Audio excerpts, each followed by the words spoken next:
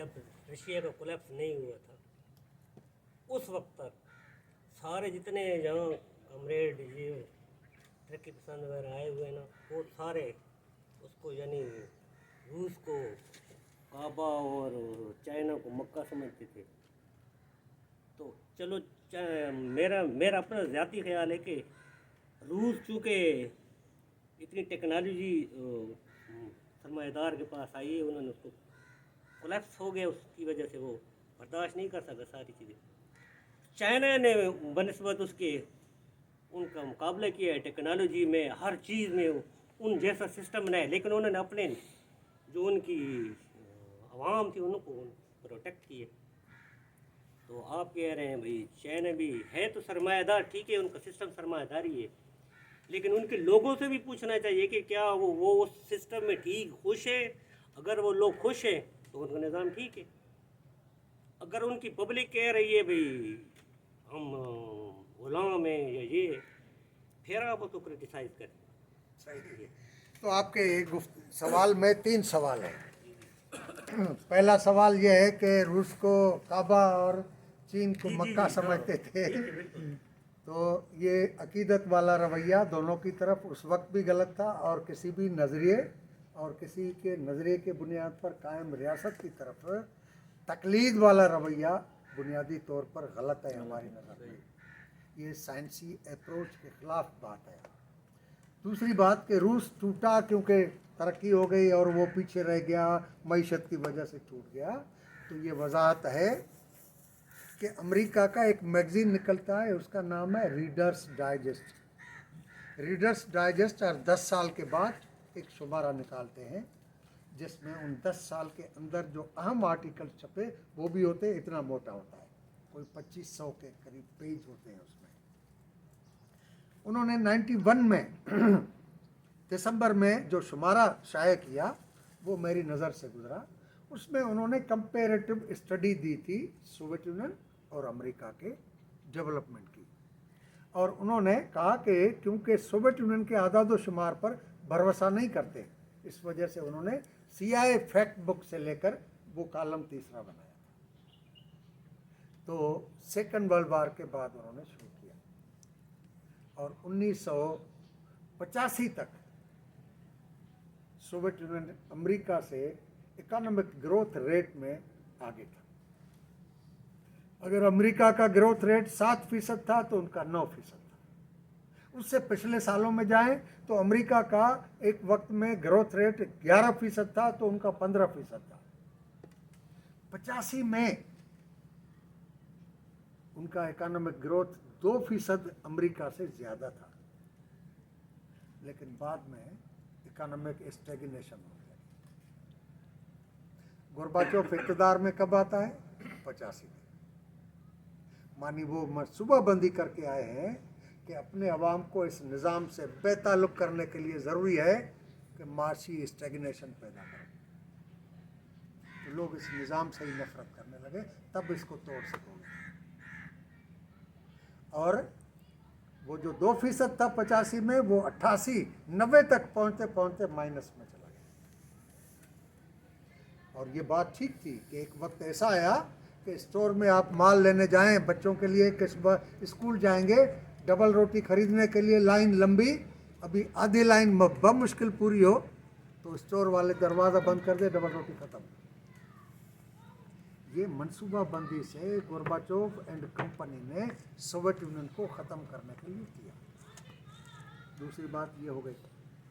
तीसरी बात कि चाइना के सिस्टम से वहाँ के अवाम खुश है, बिलाशक खुश हो। अमेरिका का अवाम अमेरिका से खुश है, मैं क्यों खुश होऊंगा? अमेरिका मुझे लूट रहा है तो मैं तो साम्राज्य कहूँगा।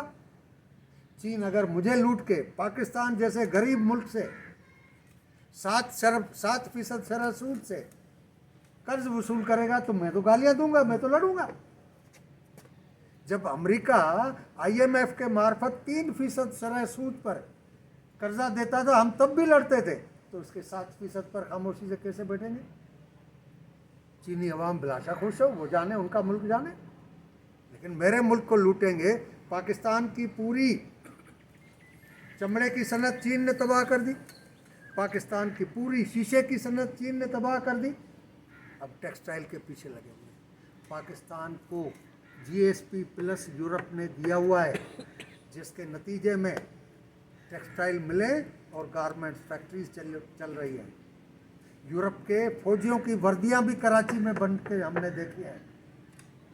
वो जिस दिन ख़त्म करे तो ये कम अज़ कम 20 लाख मजदूर टेक्सटाइल और गारमेंट्स इंडस्ट्री से बेरोज़गार हो जाए, और पाकिस्तान की मईशत कहाँ जाएगी?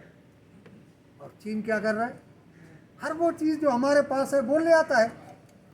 भाई तुम हमारे पास वो चीज़ ले आओ जो हमारे पास नहीं है, ताकि हमारा भी तो किस्सा चले ना। सारी तुम्हारी चीज़ें यहाँ बिकेंगी तो हम इंडस्ट्री बंद कर दें, बस कंज्यूमर सोसाइटी बन जाए। इस वजह से चीनी अवाम उससे खुश हो या नाला हो, मैं खुश नहीं हूँ, मैं नाला हूँ, मैं उसके खिलाफ लड़ूंगा। मैं चीन और अमेरिका को एक ही सिर्फ में खड़ा करूंगा कि दोनों साम्राज्य है, दोनों के खिलाफ लड़ूंगा। सर दुनिया की सबसे बड़ी कम्युनिस्ट पार्टी रूल कर रही है वहाँ पर, ये मैं बात कर रहा हूँ। ठीक है, पाकिस्तान पीपल्स पार्टी के आइन में सिक नंबर 2 लिखी है कि ये पाकिस्तान में सोशलिज्म लाना चाहती है। ये तारीख का सबसे बड़ा फ्रॉड है या नहीं है? तो फिर चीन का भी वो फ्रॉड है कि सरमाएदाराना निज़ाम, सरमाएदार अरबपति सेंट्रल कमेटी के मेंबर, खरबपति पोलिट ब्यूरो के मेंबर और कहें कम्युनिस्ट पार्टी।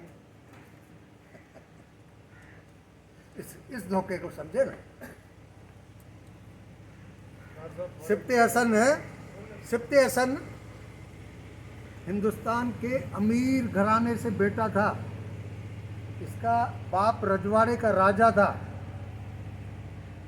उनकी डोली एक रजवाड़े से दूसरे रजवाड़े में शादी वगैरह के मौके पर जाती थी, तो 13-13, 15-15 खूबसूरत दोशीज़ाएँ उनकी डोली उठा के वहाँ ले जाती थी, और रात को जब वो सोता था तो वो नंगी उसके गिर्द सोती थी।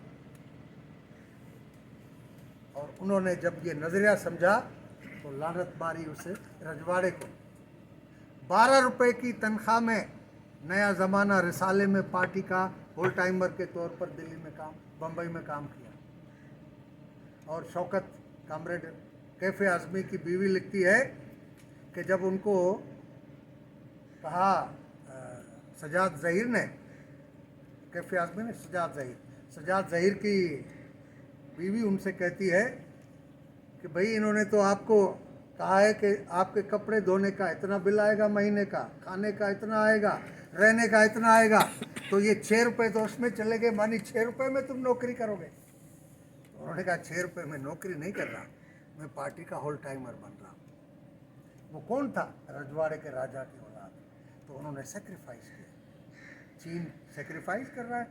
आप और हम जैसे लोग जो साल में 3 जोड़े कपड़े नहीं खरीद सकते, उसको लूटने के लिए पाकिस्तान में बैठा हुआ है, और हम कहें कि जनाब वो कम्युनिस्ट पार्टी है। अच्छा काली साहब, पाकिस्तान के अंदर मजहबी जो ख्यालात हैं वो हर घर हर मोहल्ले गली में मौजूद हैं। आपके जो नज़रियात हैं कम्युनिज़्म के, उसके हवाले से आप मुस्तकबिल करीब में या बीच में क्या समझते हैं? उनका मुस्तकबिल क्या है हमारे मुल्क के अंदर? देखें, कार्ल मार्क्स ने, एंगल्स ने, लेनिन ने, स्टालिन ने जितना सोशलिज्म और कम्युनिज्म पर लिखा है, उन्होंने साइंटिफिक अंदाज से रिलीजन का तज्जिया किया है और कहा है कि समाज की इर्तिका के अंदर वो अदवार आए जिसके नतीजे में उन मज़ाहब ने जन्म लिया। उन्होंने मज़हब को कहीं ये नहीं कहा कि इस मज़हब को ख़त्म करना चाहिए। एक लफ्ज़ जो इस्तेमाल करते हैं कि मार्क्स ने कहा कि मज़हब अफीम है, वो इस पैराए में है कि किसी से कहा कि फ़लाँ इलाके में मज़दूर तबका क्या सोचता है अपनी एक्सप्लॉयटेशन के बारे में, तो उन्होंने कहा कि वो बस गिरजा के पीछे है और वो समझता है कि गार्ड जो है उसके हाथ में है मेरी किस्मत। तो मार्क्स ने कहा उस ज़माने में इलाज के लिए जो ऑपरेशन होता है और क्या देते हैं, वो देते हैं ना क्लोरोक्विन, नशा जो देते हैं, नशा जो हाँ, एनेस्थीसिया, एनेस्थीसिया। तो एनेस्थीसिया के लिए अफीम इस्तेमाल होती थी। तो मार्क्स ने कहा कि इनको अपनी गुर्बत और इस्तिसाल को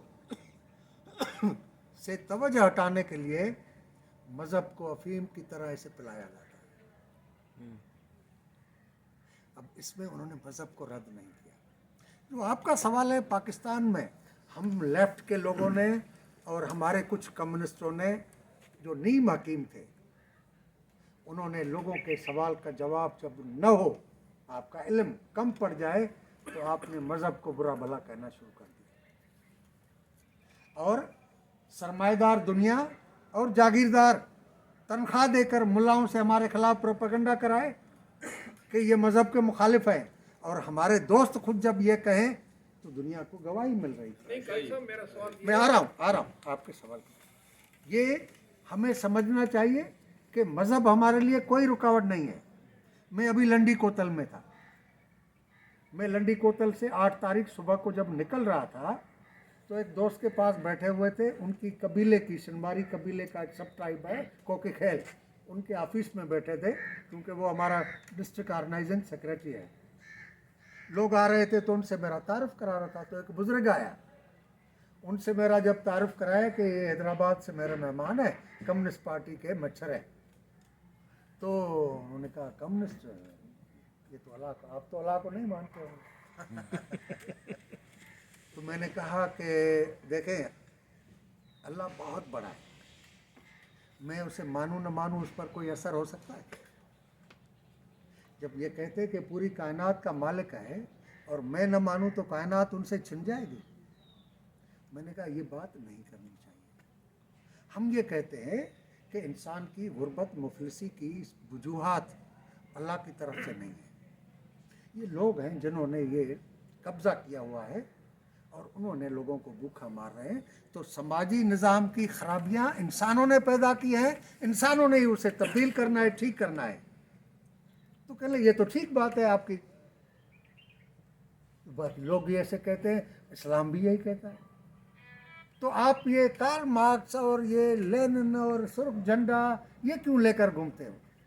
आप ये हरा झंडा हमारा इस्लाम का वो लेकर क्यों नहीं चलते? हमारे पैगंबर का नाम क्यों नहीं लेते? कुरान शरीफ का नाम क्यों नहीं लेते? मैंने कहा अगर आप तस्लीम करते हैं कि हमारा मकसद इस्लाम के रूह के मुताबिक समाज को ढालना है, तो आपको मुझे गले से लगाना चाहिए कि मैं यहूदी, ईसाई, सिख, हिंदू और मज़हब को न मानने वाले उन सबको इस्लाम के पैगाम के मुताबिक समाज ढालने के लिए मैं उनको साथ ले आया।